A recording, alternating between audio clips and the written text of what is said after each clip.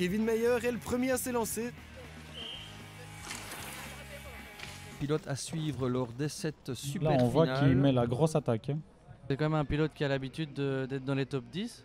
En tout cas, on va avoir vraiment Il est très très fort de toute manière. l'occasion. On voit qu'il est très très vite. Hein. Maximum sur son vélo Ouais, pour voilà. changer le centre de gravité. Et là, il a un très Et bon il est chrono. Hein. évidemment largement là. devant. Ouais.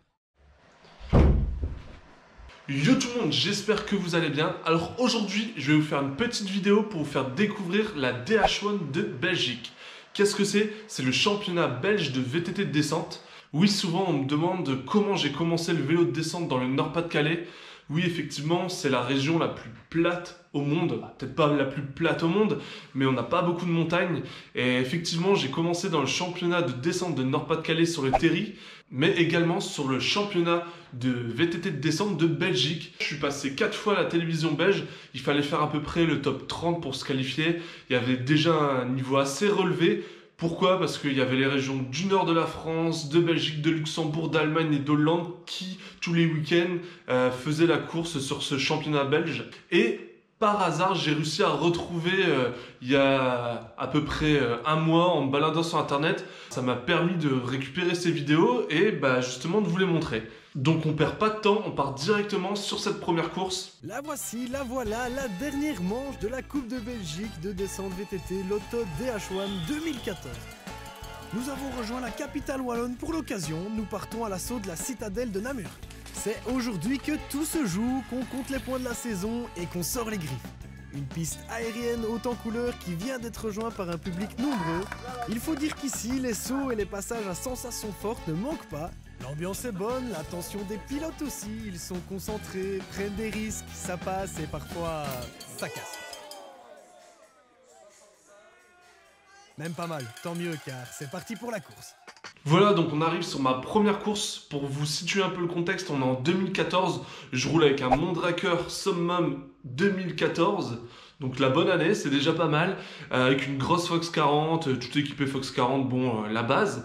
J'avais déjà fait quelques courses dans le Nord-Pas-de-Calais où je m'étais bien classé. J'avais fait premier, deuxième, j'avais fait quelques podiums assez sympas. Et du coup, je voulais voir ce que ça donnait cette course qu'on me parlait de la DH1 en Belgique. Donc je me suis dit, on va aller tenter ça. Et coup de bol, je commence par une piste qui me correspond assez bien. C'est une piste assez aérienne avec des tables à peu près de 15 mètres, je crois, la plus grosse table, avec des bons transferts pour prendre de la vitesse. Et je vous montre ça tout de suite. Les deux derniers pilotes, français tous les deux, sont les seuls à être déjà passés en dessous de la barre des 1 minute et 33 secondes. Seulement 8 centièmes séparent leur temps de qualif. Kevin Mayer est le premier à s'élancer.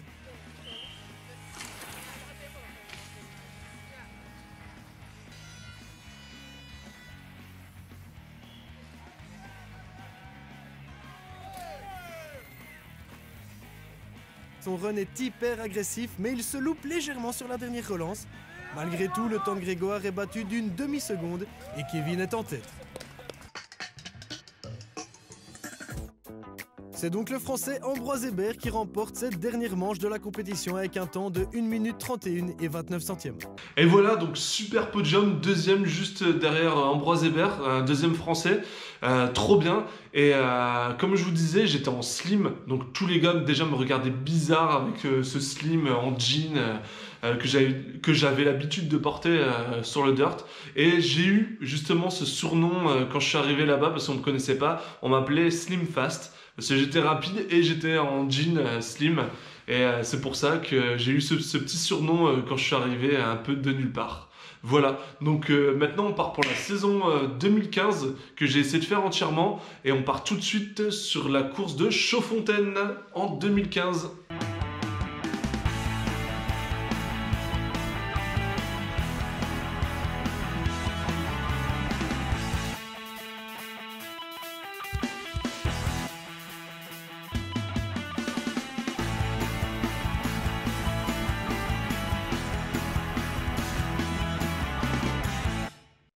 Donc voilà, nouvelle année, nouveau pilote, toujours avec le même vélo, toujours avec le Mondraker, il me correspondait bien. Nouvelle piste, donc là on se retrouve à Chaudfontaine, une piste vraiment raide, vraiment typée DH, des racines, des cailloux, des virages en 90 degrés, tout ce que j'aime pas. Et malheureusement, je devais apprendre, donc je me suis dit, c'est le bon moment pour apprendre à rouler vraiment dans le raid. Et du coup, je découvre une piste vraiment amusante, assez raide, mais ça m'a permis justement de m'améliorer. Donc c'était vraiment cool. Puisqu'il était arrivé en 1:23:34. Une 28:10 finalement pour Robin Matteau. Et on retourne du côté de l'Hexagone avec Kevin Meyer. Toujours un Français. Alors, on va suivre. Là, on est dans le top 18. 17 pour être précis. Donc, il nous reste 17 pilotes à suivre lors des 7 super Là, on voit finales. qu'il met la grosse attaque. Mais comme j'ai dit, parfois la grosse attaque peut amener des petites fautes qui peuvent faire perdre beaucoup. Donc là, ça a l'air que c'est quand même passé plus ou moins correctement. C'est peut-être aussi la différence entre les pilotes français, allemands par rapport aux pilotes belges, c'est qu'eux ne viennent pas sur toutes les manches et passer à côté d'une manche n'est peut-être pas un problème réel pour eux. Non, ils ne jouent pas vraiment le championnat complet, donc d'office, Ils peuvent prendre plus de risques. Oui, évidemment. Ouais. Eh bien, on va voir tout de suite ce que ça donne. Ça n'a pas l'air mal du tout, en tout cas. Ouais, c'est même excellent. Hein. Là, je pense qu'on va avoir quelqu'un qui va rentrer dans le top 3. Voilà, là, il suffisait de le dire, évidemment. Un peu trop à l'intérieur, mais ça va, ça reste un bon chrono. Alors, on n'aura pas droit aux images de l'arrivée, mais c'est un temps de 1:19:51. On l'avait dit. Qui reste quand même un bon chrono. Ouais, ça le met dans le top 5 sans problème. Et donc, je termine sur cette course 15e, ce qui est pas trop mal, justement. Je fais quelques erreurs, bon, c'est normal, hein, je connais pas encore très bien ces courses assez longues qu'on n'avait pas l'habitude de faire dans le Nord. Maintenant, on part directement sur le round 2 à Dinan. L'Auto DH1, Coupe de Belgique de descente VTT à Dinan, le dimanche 10 mai, avec les meilleurs pilotes VTT belges et internationaux. Une compétition gratuite et 100% extrême et 10h du matin, grande finale à 16h diffusée sur écran géant. La Coupe de Belgique de descente VTT, dimanche 10 mai à Dinan. Info et inscription dh1.be.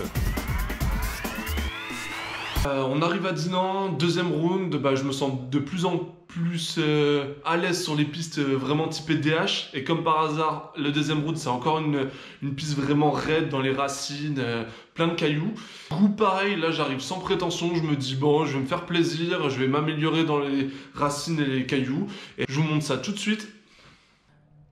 Bon, là, il est quand même deuxième. Je pense que Justin a fait un super chrono. Donc là, Augustin, lui, peut être très content de sa deuxième place pour le moment. Hein. Kevin Meyer a roulé comme un métronome lors des 2 premières manches avec une 14:99 et une 14:45 pour le pilote français Kevin Meyer qui s'était mis en évidence à Namur l'année dernière. Oui, c'est vrai. Qui lui, en fait, fait beaucoup plus de dirt. Donc c'est plus des sauts, des figures. Donc évidemment, Namur, comme c'est une piste aérienne, évidemment, il aime bien. Il s'est fait plaisir. En tout cas, on va voir vraiment. Il est très très fort de toute manière. L'occasion. On voit qu'il est très très vite. Hein. On voit vraiment à l'image, il rentre très très vite dans la portion là qui était rapide. Là, on voit qu'il n'hésite pas, il plonge dedans. Là, en fait, c'est une grande dalle, c'est un rocher. Donc heureusement qu'il fait sec, si c'était humide, ça peut être très très glissant.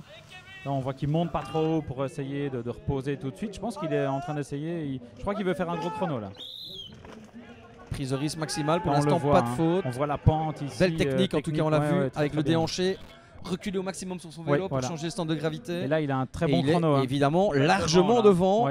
Une 09:38, c'était le temps dans l'absolu, le temps scratch dans l'absolu. Il sera un peu derrière, mais pas beaucoup. Et voilà le passage en 1:10:82.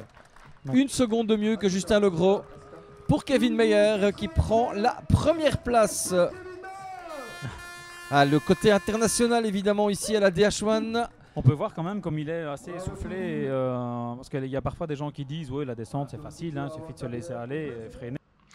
Et oui, alors je termine 6ème, mais en plus il y a une petite particularité, ce qui était vraiment bien en Belgique, c'est quand vous restez en haut du hot seat, on vous offre une bière, vous avez le droit à les bières illimitées.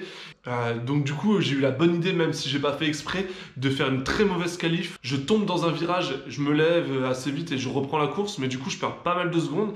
Et dans les top 30 qui passaient à la télévision, je crois je suis 28 ou 27ème, donc il restait encore beaucoup de pilotes. Et je tape un très gros chrono en finale et je reste, je crois, à peu près 20 ou 25 pilotes sur le hot seat. Donc ça me permet justement de rester pendant 25 pilotes sur le hot seat, bien illimité, c'était impeccable pour l'apéro. Donc vraiment très bonne course et très bon souvenir.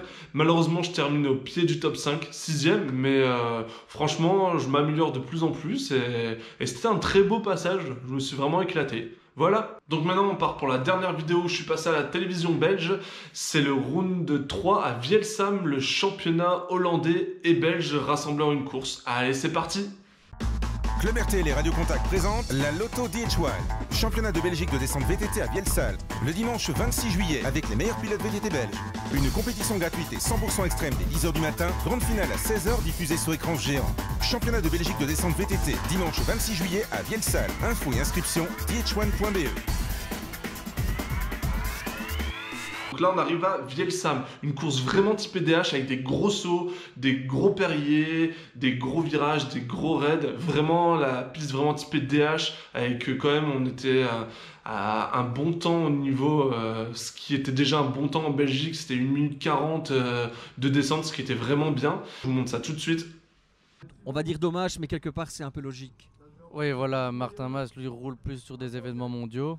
Donc évidemment, quand il y a des corrélations au niveau des dates de course, il fait passer les événements mondiaux avant. On se rappellera qu'il avait notamment remporté la manche de Fort Williams dans la catégorie junior. 2 années de suite. En Écosse, 2 années de suite, quasiment des one-shots, puisque c'est principalement dans l'enduro qu'on le retrouve. Et oui, voilà, il n'a pas l'habitude de participer aux descentes et quand il le fait bien. Donc. À la demande sûrement de la famille Atherton qui est sur ses terres, évidemment. Allez, on va suivre Kevin Meyer. Avec son dossard numéro, là un gros problème. Voilà. Et ben voilà, la course est terminée pour Kevin, qui va quand même repartir pour essayer d'aller chercher des points. C'est dommage parce que c'est quand même un pilote qui a l'habitude d'être dans les top 10. Donc comme la course fait partie de la Coupe de Belgique, il a tout intérêt à repartir déjà. Voilà, à repartir et à faire du mieux qu'il peut, même s'il ne joue aucun titre du championnat de Hollande ou de Belgique.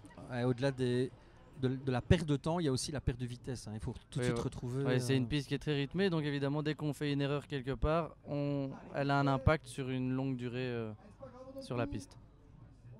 Alors, on va suivre les derniers mètres de Kevin Meyer qui s'est bien ressaisi et qui va terminer la course. Et il va peut-être aller chercher quand même une place pas loin du top 5. Oui, il sera bien dedans. Ah, on n'a pas la ligne d'arrivée. Voilà, Kevin Meyer en 2:04:35. Et c'est le 5e temps, il vient s'intercaler entre Corentin Balzac et Jordan Collin. Voilà. Voilà pour ce dernier passage à la télévision belge, je fais une 13e place avec une petite erreur en sortie de virage. Bon bah ça arrive, hein. J'étais pas encore très expérimenté en descente, c'était vraiment mes débuts, donc plein d'erreurs et le stress je pense aussi de la compétition. Après bon bah je me suis dirigé plus vers les loose fesses, les gros sauts etc. J'ai un peu abandonné la DH, j'ai fait quelques championnats de France etc. Ce n'était pas mon but justement de faire des grosses courses de DH, hein. C'était vraiment pour m'amuser et m'amuser surtout avec les potes.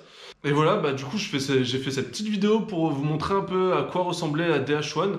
Il y a eu des gros pilotes qui sont passés justement sur ce championnat, comme par exemple Nico Vink, il y a Christophe Lansens aussi du Team Loose Rider, Martin Maes, qui fait des Coupes du Monde d'enduro maintenant. C'est vraiment un championnat qui a permis à plein de pilotes de pouvoir s'améliorer sur la descente, l'enduro, etc. Parce que bon, on n'a pas grand chose dans le nord, hein, faut l'avouer, avec les Terry ou les Ardennes belges. On se dirige très vite l'été tous dans les Alpes. Mais bon, ça nous a permis de tous nous réunir et de bien se marrer. C'est vrai qu'on s'est bien marré pendant cette course. Ça commence à nous manquer, malheureusement ce championnat n'existe plus.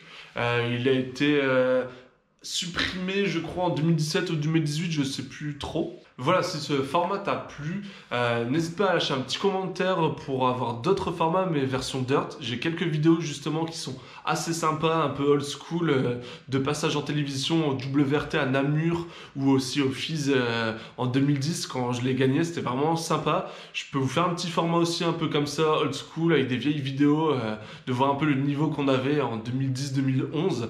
Je vous laisse là, n'hésitez pas à lâcher un petit pouce bleu, à vous abonner à la chaîne et moi je vous dis bonne journée et bon ride. Tchuss.